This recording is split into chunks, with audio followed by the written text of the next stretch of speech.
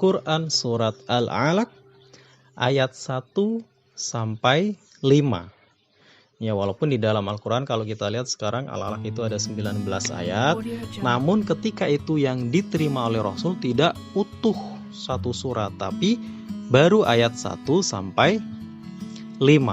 Dan nanti proses turunnya Al-Quran juga seperti itu sama. Sampai ayat terakhir turunnya secara berangsur-angsur ya. Oke. A'udzubillahi minasyaitonirrajim. Bismillahirrahmanirrahim. Iqra bismi rabbikal ladzi khalaq khalaqal insana min 'alaq iqra wa rabbukal akram alladzi 'allama bil qalam 'allamal insana ma lam ya'lam. Shadaqallahul 'adzim. Malaikat Jibril alaihissalam ketika itu meminta atau menyuruh kepada baginda Nabi Muhammad dengan perkataan awalnya Iqra. Lalu baginda Nabi sambil ketakutan, sambil badannya didekap oleh Jibril, baginda Nabi menjawab, Ma ana biqari, apa yang harus saya baca? Sedangkan kita tahu Rasul tidak pandai membaca dan menulis. Tapi kalau kita kaji lebih jauh, ini bukan kelemahan beliau, bukan. Ini justru kelebihan bagi beliau untuk menunjukkan apa yang beliau sampaikan kepada umat adalah benar-benar wahyu dari Allah ya. Wahyu dari Allah Subhanahu wa ta'ala. Kalau Rasul pintar membaca, menulis, bisa jadi nanti oleh orang-orang kafir dituduh, wah itu kan yang disampaikan hasil dari beliau membaca. Nah, ternyata Rasul tidak pandai membaca menulis dan tidak pernah membaca buku apapun ketika itu. Maka yang beliau sampaikan itu murni benar-benar wahyu dari Allah, benar-benar apa yang datang dari Allah Subhanahu wa ta'ala. Nah, Jibril alaihissalam mengulang perkataan itu sampai 3 kali. Iqra, dijawab lagi oleh Rasul. Iqra, dijawab lagi oleh Rasul. Baru setelah itu Jibril melanjutkan sampai ayat kelima. Anak-anakku yang dimuliakan oleh Allah, pada bulan Ramadan ini kita tahu semua bahwa bulan Ramadan adalah bulan di mana Al-Quran diturunkan untuk pertama kalinya. Jadi peristiwa di Gua Hiro ini adalah terjadi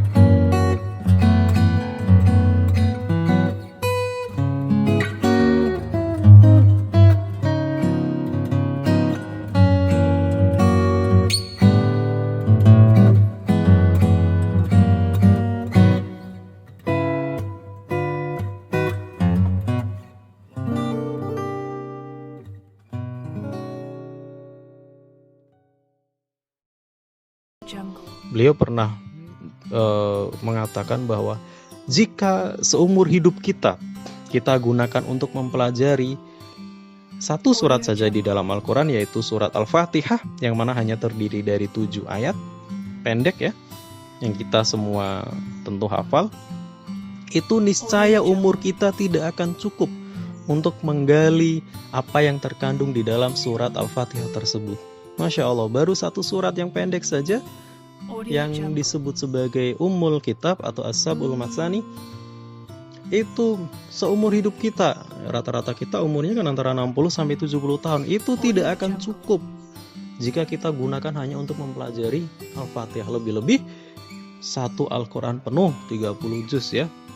Nah, kemujizatan Al-Quran bisa kita lihat dari banyak hal. Satu, bisa dari keserasian, isi kandungan, dan kedalaman maknanya.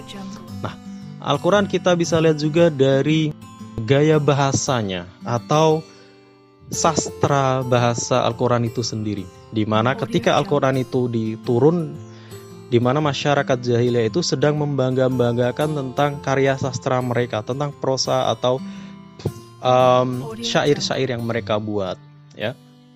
Maka ketika Quran turun, wah, Quran langsung mengalahkan itu semua.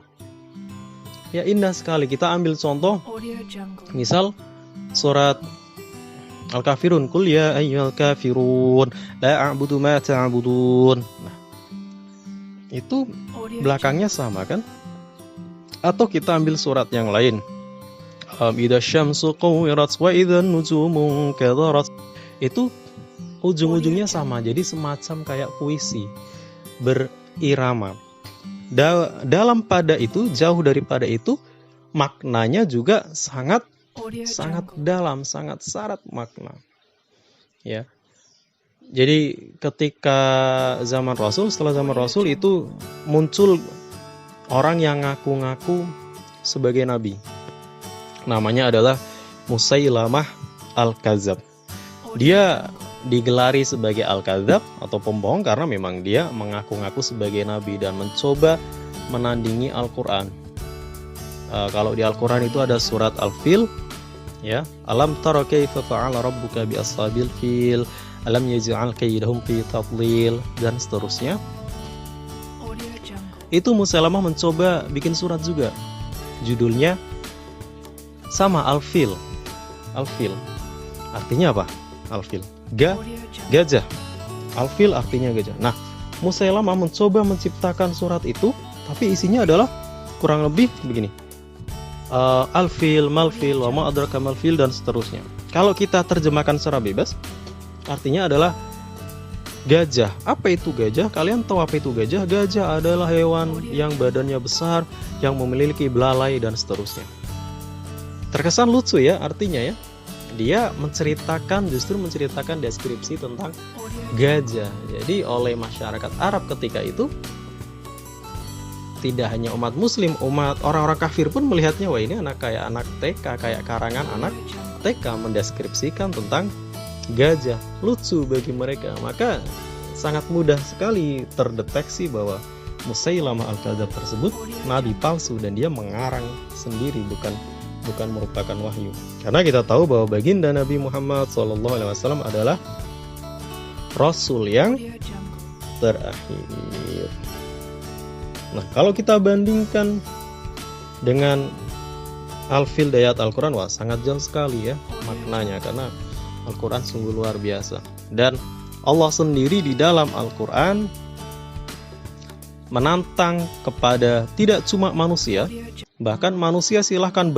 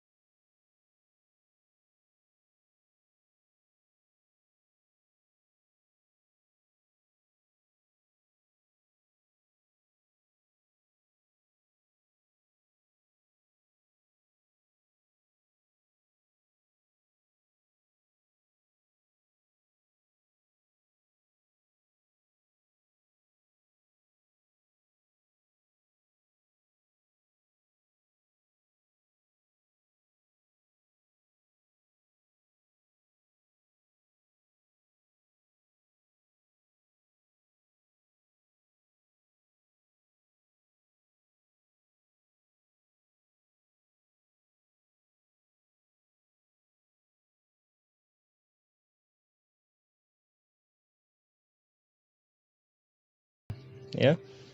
Terus kita juga bisa melihat kata panas dan dingin. Masing-masing diulang sebanyak 4 kali ya. Kita tahu di dunia ada 4 musim ya kan. Lalu ada kata dunia dan akhirat, hidup dan mati, setan dan malaikat, dan lain sebagainya. Masih banyak lagi. Semuanya jumlahnya seimbang di dalam Al-Quran ya. Yaitu serasi dengan tujuannya dan sangat indah kedengarannya. Dari itu saja kita sudah melihat bahwa ini mukjizat Al-Quran yang sangat luar biasa. Ya, lalu tentang berita yang akan terjadi di kemudian hari. Nah, itu Al-Quran sering menceritakan hal yang akan terjadi di kemudian hari. Contohnya seperti kemenangan bangsa Romawi terhadap bangsa Persia. Itu wahyu tersebut turun ketika justru bangsa Romawi kalah. Nah, di Al-Quran disebutkan di surat Ar-Rum, Allah berfirman yang artinya setelah kekalahan mereka akan menang dalam masa 9 tahun di saat mana kaum mukminin akan bergembira. Nah, maka tepat ketika kaum mukminin menang dalam perang Badar, itu bangsa Romawi menang terhadap bangsa Persia. Juga berita tentang Fir'aun ya. Allah di Al-Quran berfirman, hari ini kuselamatkan badanmu supaya kamu menjadi pelajaran bagi generasi sesudahmu. Nah, badan Fir'aun itu 3.200 tahun yang lalu kan tenggelam di Laut Merah. Nah, itu baru terbukti setelah muminya atau badan yang diawetkan ditemukan oleh Loret. Namanya Loret yang menemukan di Wadi Al-Muluk Toba, Mesir pada tahun 1896 Masehi. Ya, dan dibuka pembalutnya oleh Elliot Smith pada tanggal 8 Juli 1907. Itu orang-orang Prancis yang menemukan, karena memang ketika itu Mesir dikuasai oleh Prancis, sebagaimana kita bangsa Indonesia dulu kan dikuasai oleh Belanda. Ya, maka maha benar Allah yang menyatakan demikian ya kepada Fir'aun saat kematiannya.